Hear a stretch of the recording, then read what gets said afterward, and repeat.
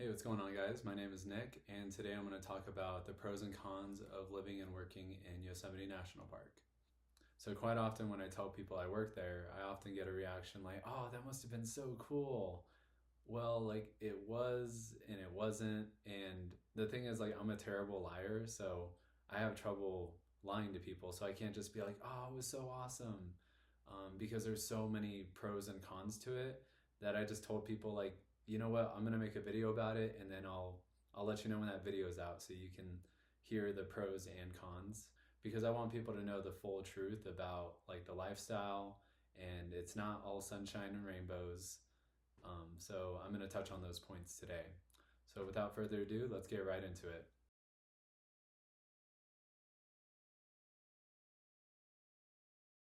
So, like, some of the major pros of living and working in Yosemite, I would say, was definitely getting to see Half Dome every single day, Yosemite Falls every day. Like, you are constantly surrounded by the valley walls, the large granite walls, just always right there in your face. You're surrounded by big trees, you have the river right there. Yosemite is like your backyard, basically. And, like, I almost never took it for granted, but it's just amazing to be surrounded by that. And that part of it is super real, and no one can take that away from you. Like, that is literally where you live. So, and some people just get to visit there. So, getting to live there is a whole nother thing. Like, I got to put my address as Yosemite, California, 95389. And it's like surreal, you know? And another thing is like the Merced River is always right there. It was like a 1 minute walk from my tent, which is insane. So I literally got to jump in the river almost every single day that I was there.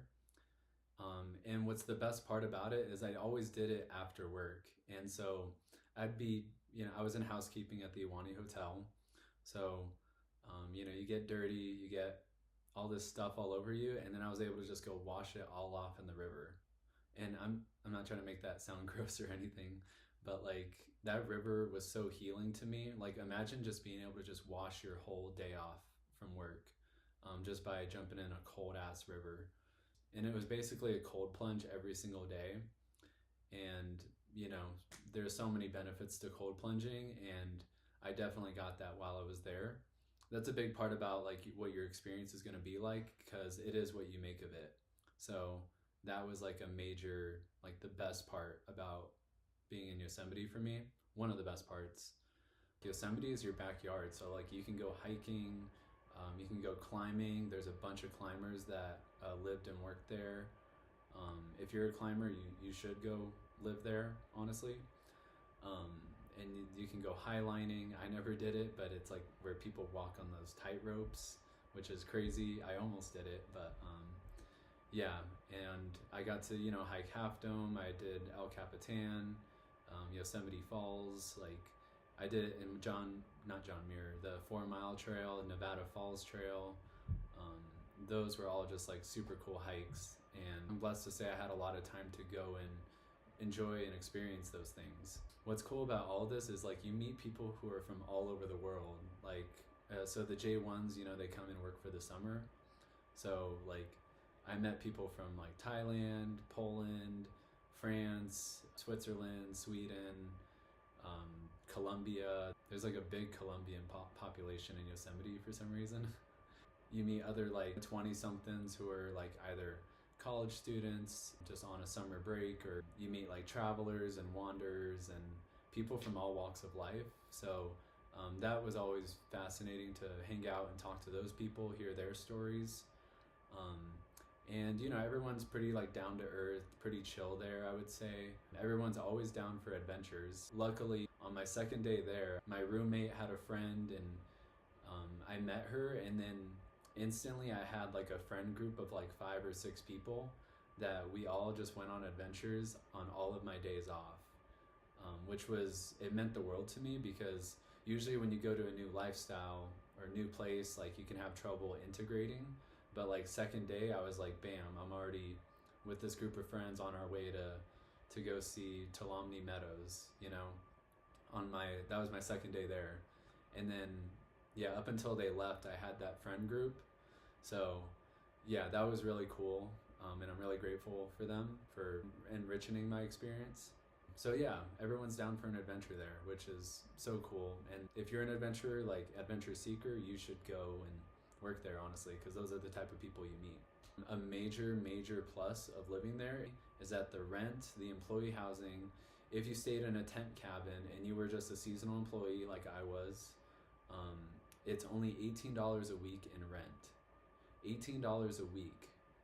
Like, that is absolutely unheard of, especially in the state of California.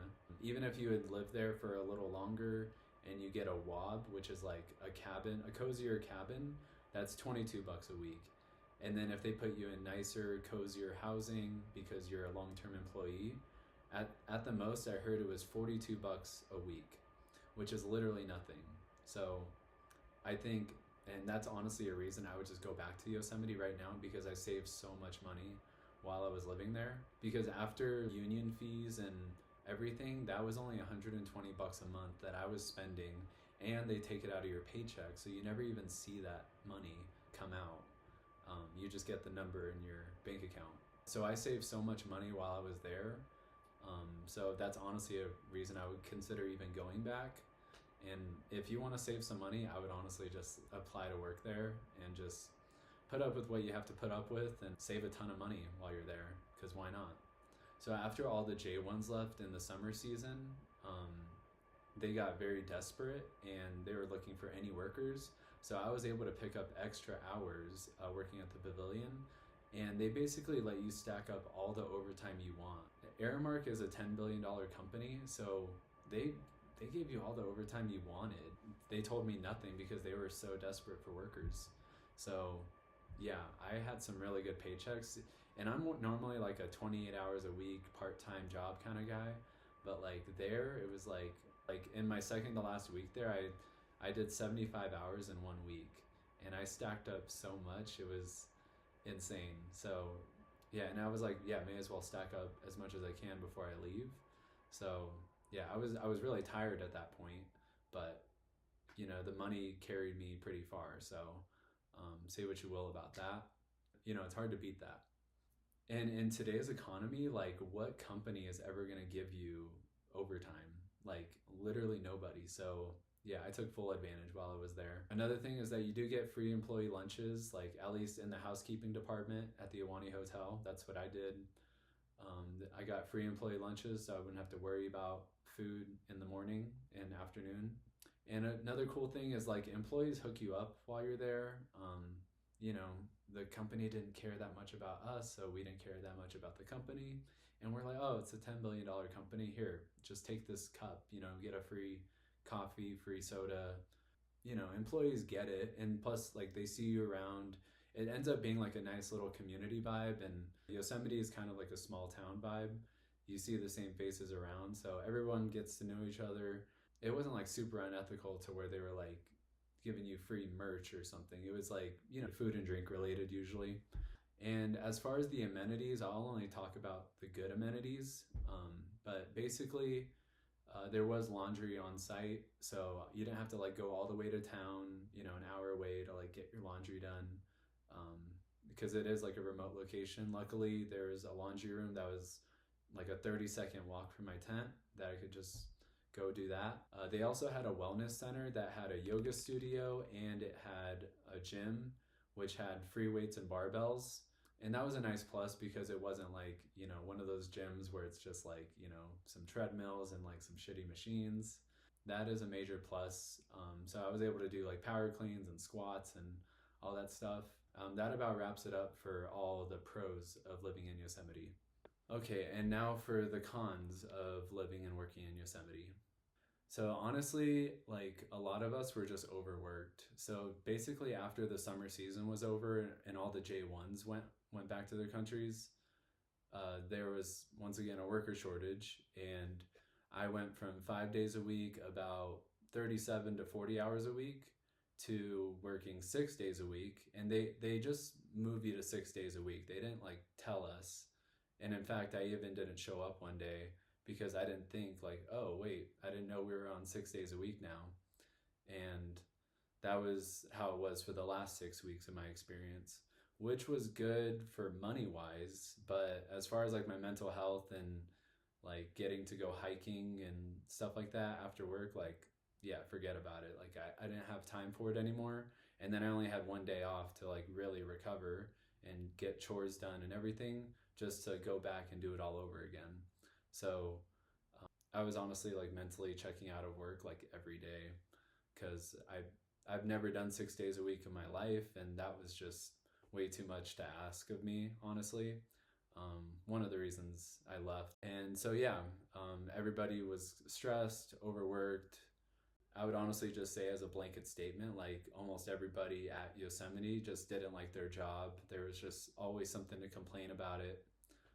And I mean, that's how you could say about any job in this life. But yeah, ARAMARK just is not a reputable company. How do you like it so far? I'm like, oh, it's good. They're like, yeah, just, give it a month or give it a couple weeks, and, you'll start to see stuff fall through the cracks. It's known for the mistreatment of workers. There's been so many complaints filed in like so many different departments and businesses over in Yosemite. And you could see like YouTube videos on people coming out and talking about how ARAMARK just didn't handle things properly.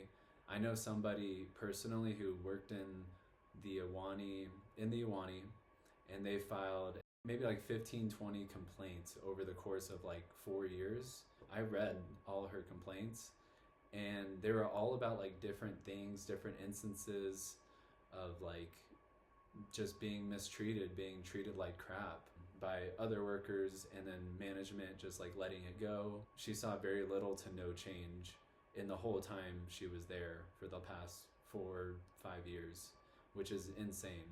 Yeah, especially in the Iwani kitchen and dining room, just so much yelling, treating the guests badly, and especially since people are paying $700 for a night just to stay in the Iwani, and then paying like $67 for dinner per person.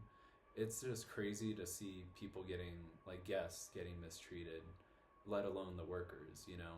Yeah, and another thing is that when you go there, your work ends up becoming your life, and obviously you didn't go there for the work.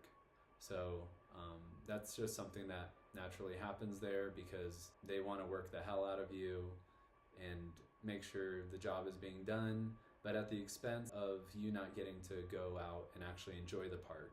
So yeah, basically I had to like put all my passions on the back burner. I had to stop doing photography and editing and dancing even. So like that is a major con, to not be able to be creative, and they just want to work you like a machine there. Another con is, this comes with any national park job, but you have to deal with tourists, and that's not what you asked for. It's not what you signed up for. People just have like how tourists have like the craziest questions, and they're just like, what's the best trail to take here? Or can you show me the way to get there? And in Yosemite, everything is like, it's so hard to point out everything because all the roads are curved. So even if you say like go straight, it's like eventually that road curves and will go here and there, and even the roads are like it's like driving on European roads over there, because it's like a one-way road. And I had so much trouble driving over there, and even I was lost for like the first month. So even to like give directions to tourists is always like confusing. They're always like, where's Mirror Lake from here? And it's like, well, like if you go like that way and you kind of hit the trail, like, or like you see that mountain, like just follow the mountain and eventually you'll get there. But like make sure to take, like it was too much to explain. And also like Yosemite is just a tourist trap as well. So like the prices in the stores are just inflated, of course, and then that's where you do your shopping. Unless you do like town runs and you go all the way to Fresno and get food there, which is 2.5 hours away. That's like, you it's like a whole mission. You have to go with a group, usually go to Costco and a bunch of stores, and then you come back, which is like the smart way to do it. But honestly, like you couldn't even cook. They would give us like community shared kitchens, but all they gave you was like a fridge, a sink, and like stoves, basically. But they didn't provide you like pots, pans, any ingredients or like places to dry your dishes.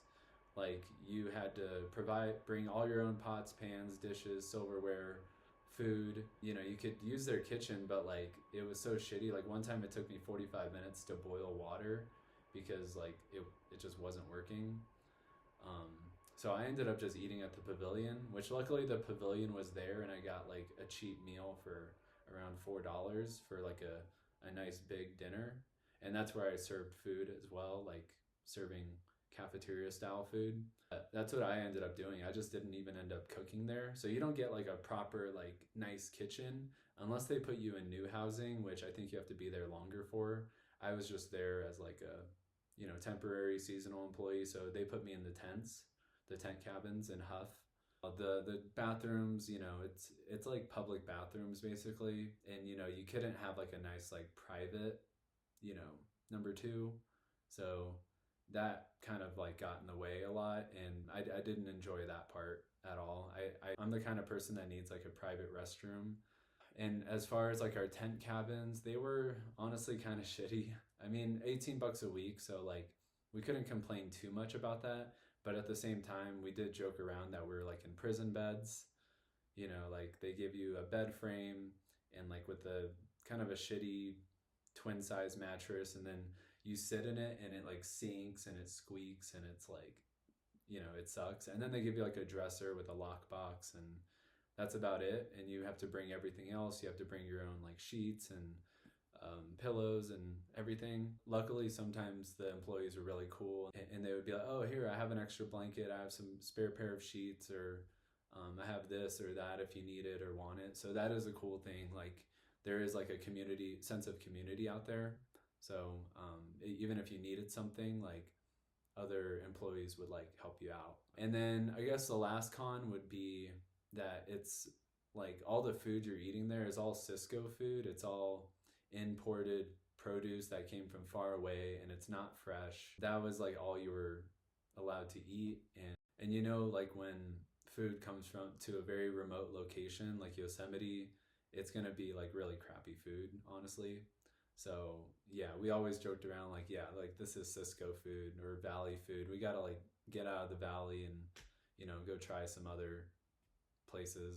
Yeah, so like a lot of the employee lunches was, you know, Cisco food. That's the ingredients they use in the Iwani dining room for their food. That's what they use for our employee lunches that were always free. So yeah, it's just not very fresh, and yeah, it sucked. Other than that, I would say that that was all the pros and cons of living in Yosemite. What I always tell people is it is still worth it. I think you should still come and try this type of lifestyle out. It's not perfect. It's not going to be, you know, amazing. It can be amazing. It also is what you make of it. There are a lot of cons, and I feel like people should know those cons before they go into it. But I would say, like, for me, the pros outweigh the cons because I got to do a lot of hiking. I got to do Half Dome. I got to hike to El Capitan and do almost all the hikes in the valley. And I got some amazing photography shots. I got to jump in the river almost every single day, which was like a daily ritual. You really have to just do as much as you can with even with the little time of work that they give you. Just spend time with friends. You know, sometimes they have like employee parties as well, which can be very fun. I didn't attend too many of them, but you know, it's summer camp for adults basically. So just you know, keep that in mind. So it can be a lot of fun. It can also suck in some ways. So there's a lot to consider when it comes to pursuing a seasonal lifestyle. And so I just wanted to give you guys the full truth and nothing but the truth. So yeah, without further ado, thank you guys for joining me today, and I will see you guys in the next video.